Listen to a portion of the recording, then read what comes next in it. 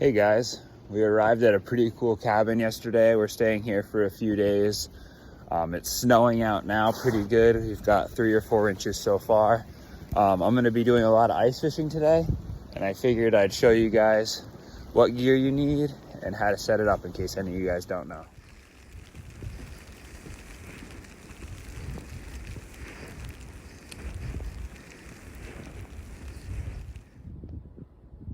One of the most important things to remember when ice fishing is the bait. I just use shiners. Try to keep the bucket outside if it's not too cold, so that way they're acclimated to the colder water. If the water's gonna freeze, I would bring it inside, and then before you go out ice fishing, I'd bring it back out and have the water acclimated to the colder air, so that way when you stick the fish in the ice, they don't instantly go into shock. Funny story, yesterday when we arrived, I realized we didn't bring any bait. So I had to go to the local bait shop, which was closed, and they said they were gonna be closed on the next day because it was snowing. So I had to find bait somewhere. So I went to the boat launch and I bought bait off of people that didn't use all their bait that day. So it worked out, but I was a little panicked. So this is just a quick list of the bare essentials that you need when ice fishing. Obviously you need your bait, you need an auger. I just carry a hand crank auger because it's lighter and easier to carry around. I like the pack basket because I can put my chair, gloves, any kind of snacks, my spoon for clearing out the ice, all my ice traps. That's the minimum. Obviously if it was cold out, you might want a tent, heater, propane, that sort of thing. Quick note on a few other things you're gonna wanna bring. Hooks just in case they break the line, more leader, more line, sinkers just in case you lose anything and you gotta restring a trap. The other thing to always make sure you have is always make sure you have pliers just in case the fish swallows it pretty deep. And those are pretty much it.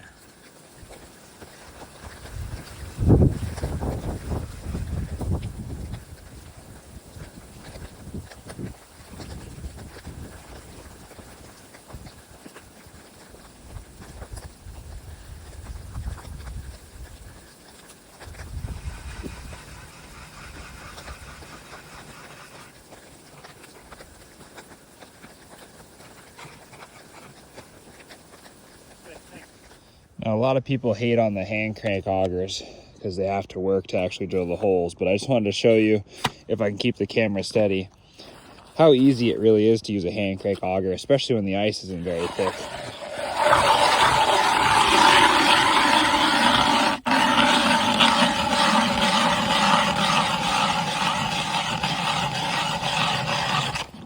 I mean, that took, I don't know, 15 seconds. And it only weighs 10 pounds, so much easier to carry. And then I just usually bring it through the hole a few times to get the ice out, and then the remaining ice I can get out with the spoon. So there are many different kinds of ice fishing traps, but their principle's all the same, to catch fish. So this is what you gotta do. You gotta take your bait fish,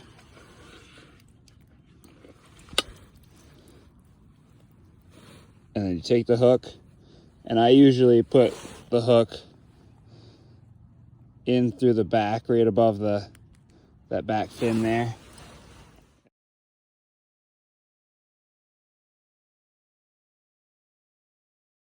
And then you put them down in the hole. Now in this pond, there's a lot of brook trout, and there's a lot of largemouth bass. So for brook trout, you want to be up near the top. I'm not really trying for bass, so I'm going to set all mine for brook trout. They like being in shallow water, near edges, near logs, stuff where they can hide. And if I catch bass, that's great too, but since I'm trying for brook trout, that's how I'm going to set all of mine. But yeah, you just set them like that. Luckily today's really warm, so my traps won't freeze in the ice. Otherwise, you're not going to want them sitting in the water like this one is. Check your pond regulations. This pond you can do 5 traps, some will only let you do 2, and some aren't even open to ice fishing, so always know where you're fishing.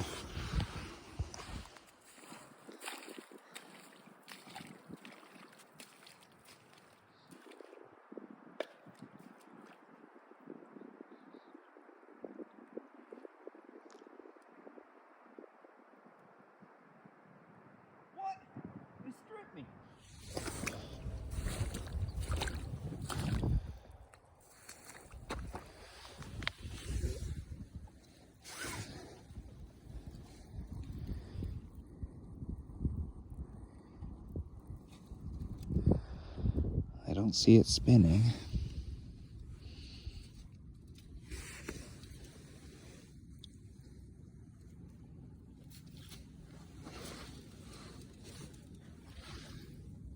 Oh, a lot of lines out.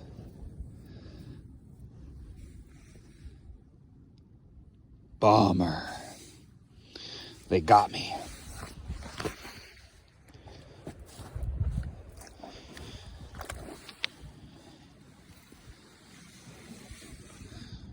So remember to always check your traps, especially if you're going for brook trout every 30 to 60 minutes. Ooh, look at that guy. He got hit quite a bit. So if they look like that and they really aren't moving, take them off and put a new one on. The motion attracts the brook trout, so I'm sure they'll be back. And then you just put them in, set the flag again, make sure they're pretty near the surface, 2 to 5 feet or so, and then you're good to go. All right, we got another flag. Let's see what we caught this time. All right, it's at a pretty good angle, so I'm thinking something's on it, but I don't see the reel spinning. So like I said, brook trout usually hit it and then think about it, swim around it, and then they'll probably hit it again. And if we don't see any action, we'll pull it out. Oh, there we go.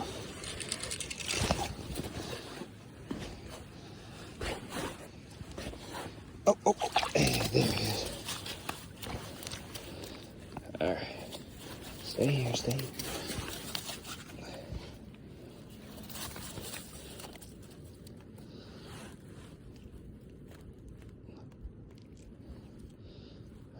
Come on. Open up, buddy.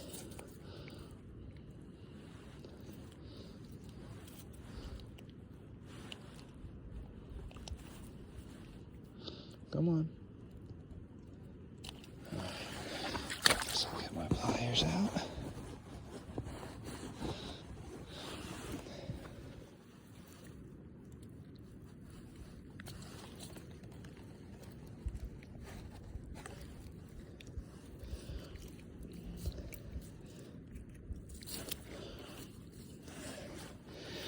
Put a little dip back in. I hooked it up top.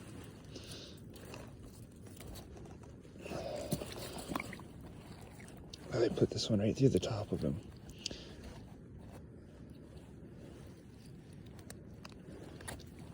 There. All right. Pretty good looking fish.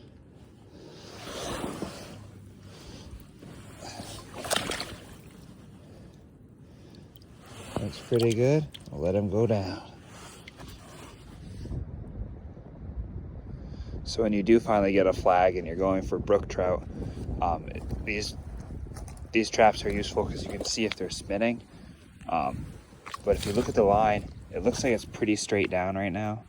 So I'm thinking one's not there, but you let it sit. Oh, you see it take off to the side? That's pulling, I think, a little harder than a bait fish would. I'm gonna wait and see if it spins the line.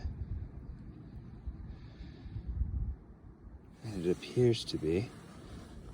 So let's pull it slowly and wait for it to go with it a little bit.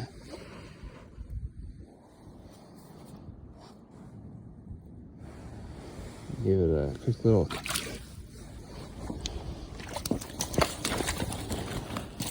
And there we go. And there we go, we got one. Just like that. And we're lucky, and that's an easy hook to get out. And it's a nice little stock, native one, you can tell because it has all its fins. Pretty good coloring, but it's pretty tiny, and I'll just let it go right back down the hole. Whoop.